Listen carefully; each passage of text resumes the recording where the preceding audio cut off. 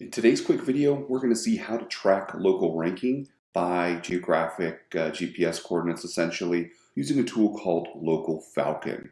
Hi, I'm Casey Mraz with Juris Digital, and today we're going to be looking at how you can see where you rank within a city for a particular keyword. This is especially important because if I'm standing here in downtown San Jose versus even San Jose University, I might see different results. And really what that depends on is, a lot of different things. Proximity plays a point, how close to your office is to where that searcher is, but also authority, right? And how Google recognizes your website, and especially the page connected to your Google My Business listing, and how much authority that carries. So to do this, basically, you can just pull up this tool, localfalcon.com. It is a paid tool. And so you get how it works is you get a certain number of credits, and then you can basically go ahead and use those credits for a scan. So you can change your geographic area right here by the grid size. So if you want to do a big one, boom, you can search 4 kilometers apart or scan 4 kilometers from the center point of your business. And this is where your business is going to be always in the center here after you type it in up here.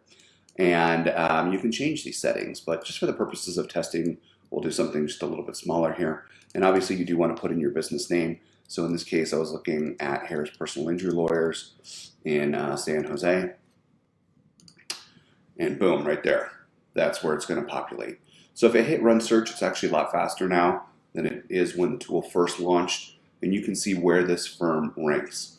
And this is a pretty big geographic area. So obviously, this person has a lot of authority behind their website and a lot of power there. So they're ranking number 1 here, and then if you go, a kilometer or so out, you're going to see they're ranking number 1 here. And in certain areas, as you get further away, they're going to drop to number 1, 2, 3 in the 3-pack.